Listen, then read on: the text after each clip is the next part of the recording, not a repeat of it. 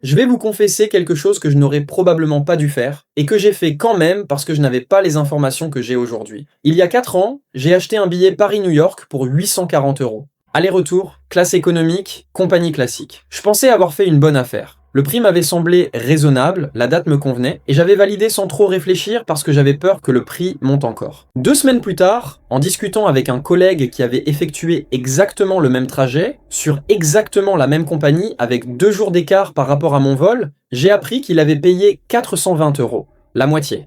Pour un vol quasi identique. J'ai refait le calcul 3 fois parce que je refusais d'y croire. 420 € de différence. Pour le même avion, la même destination, le même service à bord, juste parce qu'il avait su quelque chose que je ne savais pas. Ce jour-là, j'ai décidé de comprendre précisément pourquoi j'avais payé 2 fois trop cher. Et ce que j'ai découvert en creusant, les erreurs que j'avais faites, les informations que j'ignorais, les mécanismes que les compagnies utilisent pour maximiser ce que chaque passager paie, a radicalement changé ma façon d'acheter des billets d'avion depuis lors. Je n'ai plus jamais payé un billet au prix que les compagnies espéraient me faire payer. Et vous non plus, après cette vidéo. Voici les 8 erreurs qui vous font payer votre billet d'avion 2 fois trop cher. La 8e erreur, et je commence par elle parce que c'est la plus répandue, la plus évitable, et celle que j'ai moi-même commise lors de mon achat catastrophique pour New York, c'est de réserver sous le coup de l'urgence artificielle que les plateformes de réservation ont appris à créer avec une efficacité redoutable. Vous cherchez un vol, vous trouvez quelque chose d'intéressant. Et là, sur la page du billet, apparaît une notification qui ressemble à ça. Plus que 2 places disponibles à ce tarif, ou 23 personnes regardent ce vol en ce moment, ou prix susceptible d'augmenter dans les prochaines heures.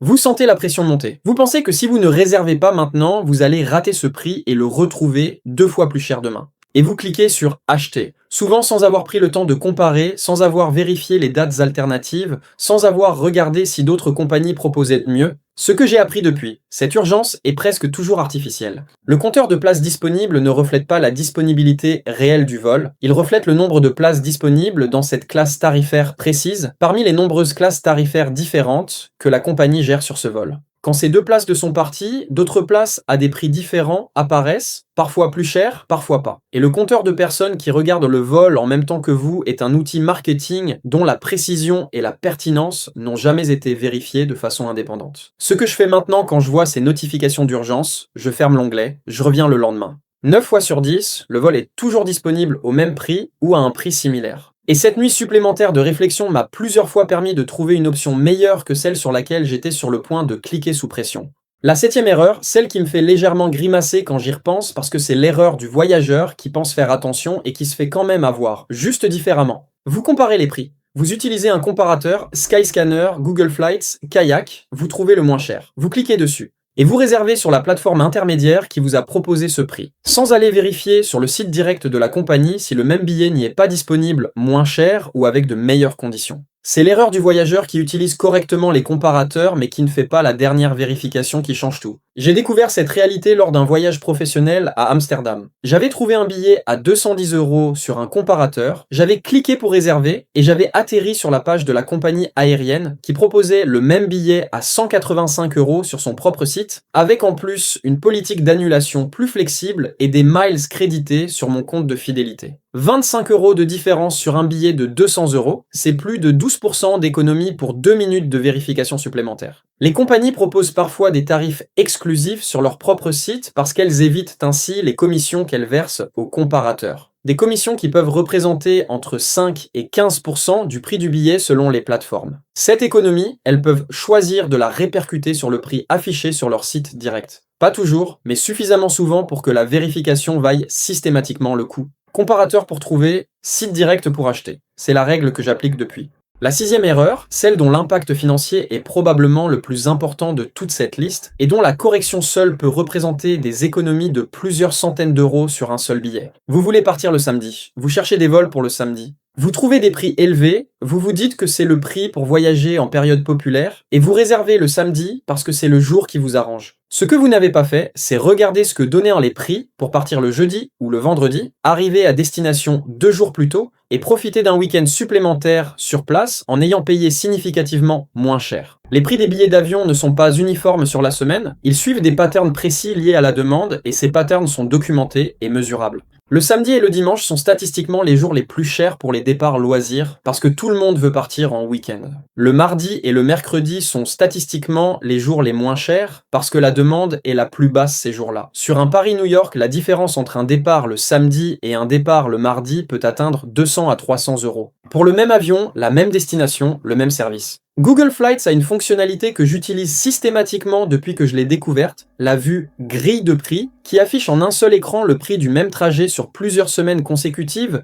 jour par jour. Cette vue rend immédiatement visible ce que les recherches date par date cachent, les jours les moins chers, les semaines les moins chères, les périodes à éviter absolument. 2 minutes sur cette vue peuvent vous faire économiser plus que n'importe quelle autre astuce de cette liste. Abonnez-vous à cette chaîne maintenant si vous ne l'avez pas encore fait. Chaque semaine, je partage avec vous des informations concrètes sur le voyage en avion qui peuvent vous faire économiser des centaines d'euros. Le bouton est juste en dessous, c'est gratuit et une seule vidéo peut changer votre façon d'acheter vos billets pour toujours. La 5e erreur, celle dont j'ai pris conscience lors d'une conversation avec un ami qui travaille dans le revenue management d'une grande compagnie aérienne et qui m'a expliqué avec une franchise que j'ai beaucoup apprécié comment les algorithmes de tarification fonctionnent réellement. Vous utilisez le même navigateur, le même appareil, le même compte Google pour toutes vos recherches de billets. Vous revenez plusieurs fois sur la même recherche, vous comparez, vous hésitez, vous revenez vérifier. Et à chaque visite, les algorithmes des plateformes de réservation enregistrent votre comportement. Votre intérêt répété pour ce vol précis, votre hésitation, votre retour. Et certaines plateformes utilisent ces données pour afficher des prix légèrement différents selon votre historique de recherche. Mon ami du Revenue Management m'a confirmé quelque chose que j'avais toujours soupçonné. Les plateformes de réservation tierces, pas nécessairement les sites des compagnies elles-mêmes, peuvent utiliser des cookies et des données comportementales pour personnaliser les prix affichés. Ce n'est pas universel, ce n'est pas toujours massif, mais c'est suffisamment documenté pour justifier une précaution simple. Ce que je fais depuis cette conversation, toutes mes recherches de billets d'avion se font en mode navigation privée sur un appareil dont j'ai effacé les cookies, sans être connecté à aucun compte. Cette combinaison me garantit de voir les prix sans que mon historique de recherche ne les influence. Et dans plusieurs cas documentés, cette précaution m'a montré des prix inférieurs à ceux affichés lors de mes recherches précédentes en mode normal. Parfois de quelques euros, parfois de plusieurs dizaines d'euros selon le trajet et la plateforme. La 4e erreur, celle qui coûte le plus d'argent aux voyageurs qui pensent économiser et qui illustre parfaitement le principe selon lequel le prix le moins cher affiché n'est presque jamais le prix le moins cher réel. Vous avez trouvé un billet à 99 euros, vous êtes ravi, vous réservez. Et progressivement, au fil des étapes de la réservation, des frais s'ajoutent, les frais de service de la plateforme, les frais de paiement par carte bancaire, les frais de sélection de sièges, les frais de bagage cabine qui n'étaient pas inclus dans le tarif de base, les frais d'enregistrement à l'aéroport parce que vous n'avez pas fait l'enregistrement en ligne. Et votre billet à 99 euros est devenu un billet à 170 euros avant que vous ayez ajouté un seul bagage en soute. C'est le modèle économique des compagnies low cost et il fonctionne précisément parce que les voyageurs comparent les prix d'appel sans calculer le prix total réel. J'ai fait cette erreur pendant des années, je comparais le prix affiché dans les résultats de recherche sans additionner les frais qui allaient en s'accumuler au fil de la réservation. Et je me retrouvais régulièrement avec un billet pas cher qui n'était pas si pas cher que ça une fois tout calculé. La méthode que j'utilise maintenant pour comparer honnêtement les prix, je finalise la réservation jusqu'à l'étape de paiement, sans payer, sur chaque option que je considère, en ajoutant les options que j'utiliserai réellement. Un bagage cabine si j'en ai besoin, un siège si je veux en choisir un, l'enregistrement en ligne. Et je compare les prix totaux à cette étape, pas les prix d'appel. Ce processus prend plus de temps. Mais il m'a plusieurs fois révélé qu'une compagnie apparemment plus chère dans les résultats de recherche était en réalité moins chère une fois les options réelles additionnées. La 3e erreur, celle qui est contre-intuitive au point que beaucoup de voyageurs ne la croient pas quand je la leur explique, jusqu'à ce qu'ils la testent et qu'ils constatent par eux-mêmes que ça fonctionne. Vous cherchez un vol trop longtemps à l'avance. Vous pensez que réserver 6 mois avant le départ vous garantit les meilleurs prix parce que vous avez entendu que les prix montent à mesure qu'on se rapproche de la date. Ce n'est pas aussi simple que ça. La réalité de la tarification dynamique des billets d'avion est que les prix ne suivent pas une courbe linéaire ascendante du moment de la mise en vente jusqu'au départ. Ils suivent une courbe en U, les prix au moment de l'ouverture des réservations sont souvent élevés, ils descendent dans la fenêtre optimale de réservation et ils remontent à l'approche du départ. Cette fenêtre optimale, celle où les prix sont statistiquement au plus bas selon les études de Google Flights et de Skyscanner publiées ces dernières années, se situe entre 6 et 8 semaines avant le départ pour les vols courts et moyens courriers et entre 3 et 5 mois avant pour les longs courriers vers des destinations populaires. Réserver plutôt que cette fenêtre, c'est souvent payer un prix premium de première mise en vente que les compagnies maintiennent tant que la demande initiale absorbe ces tarifs élevés. Réserver dans la fenêtre optimale, c'est acheter au moment où la compagnie a le plus besoin de remplir ses sièges et où les prix sont ajustés en conséquence. J'ai testé cette théorie sur plusieurs achats de billets depuis que je l'ai découverte, et la corrélation est réelle. Un billet que j'aurais acheté 5 mois à l'avance à 400 € était disponible à 280 € 7 semaines avant le départ. Un billet que j'aurais acheté 8 semaines à l'avance à 250 € était à 185 €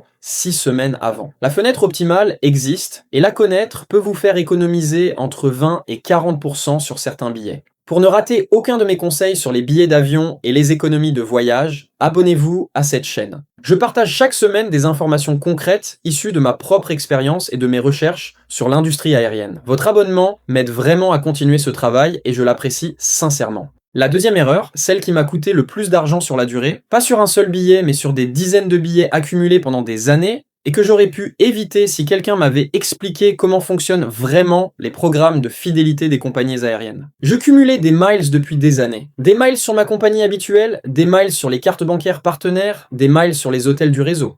Et je ne les utilisais jamais, parce que je ne comprenais pas vraiment comment les utiliser, parce que les conditions me semblaient compliquées, et parce que chaque fois que j'essayais de convertir mes miles en billets gratuits, il semblait qu'il n'y avait jamais de disponibilité sur les vols que je voulais. Résultat, des milliers de miles qui se dépréciaient progressivement, parce que les compagnies modifient régulièrement les conditions de leur programme, réduisent la valeur des miles existants, et augmentent le nombre de miles nécessaires pour les récompenses, pendant que je continuais à payer mes billets plein tarif. Ce que j'ai compris trop tard, les miles sont une monnaie qui se déprécie. Leur valeur aujourd'hui est presque toujours supérieure à leur valeur dans 2 ans, et les utiliser pour des surclassements en classe affaires sur des longs courriers représente la meilleure valeur par mile, bien supérieure à leur utilisation pour des billets économiques. Un surclassement, Paris-New York en classe affaires peut coûter 60 000 miles, et ce même billet en classe affaires coûte souvent 2 000 à 3 000 € sur le marché. Ce qui valorise chaque mile à 3 à 5 centimes, soit 2 à 3 fois leur valeur si vous les utilisez pour un billet économique. La leçon que j'ai tirée de cette erreur, inscrivez-vous au programme de fidélité de toutes les compagnies que vous prenez régulièrement, comprenez comment fonctionne votre programme principal et utilisez vos miles avant qu'ils ne se déprécient.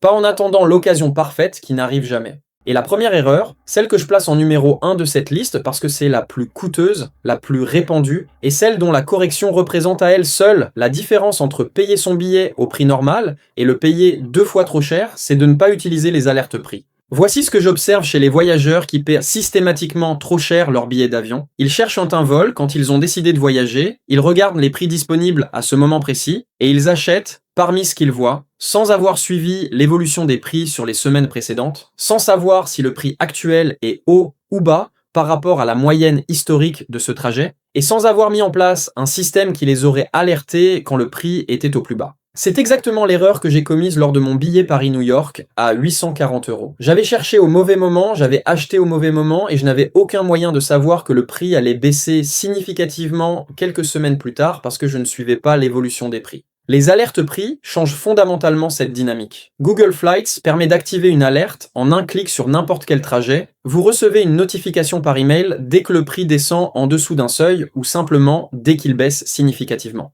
Skyscanner propose des alertes similaires. Et Hopper, une application qui analyse l'historique des prix pour prédire leur évolution, vous dit explicitement si le moment actuel est favorable pour acheter ou si vous devriez attendre. Ces outils sont gratuits, ils sont simples à utiliser. Et ils transfèrent le pouvoir de décision du côté du passager plutôt que du côté de la compagnie. Parce qu'au lieu d'acheter quand vous avez décidé de voyager, vous achetez quand le prix est au plus bas. Cette différence de timing sur un Paris-New York peut représenter plusieurs centaines d'euros d'économie. C'est précisément la différence entre les 840 € que j'ai payés et les 420 € que mon collègue a payé pour le même vol. Pas de la chance. Une alerte prix, activée au bon moment. Qui lui a envoyé une notification quand le prix était à son minimum et qui lui a permis d'acheter au meilleur moment pendant que moi j'achetais sous pression artificielle au pire moment. Ces 8 erreurs, je les ai toutes commises. Certaines une fois, certaines plusieurs fois, et la dernière, ne pas utiliser les alertes prix pendant des années et des années avant que quelqu'un me montre comment ça fonctionnait. Et chacune de ces erreurs m'a coûté de l'argent réel, de l'argent que j'aurais pu garder dans ma poche, dépenser à destination ou économiser pour un voyage supplémentaire. Ce que j'aurais voulu, c'est qu'on me les explique clairement avant que je passe ma première décennie de voyage à surpayer systématiquement mes billets.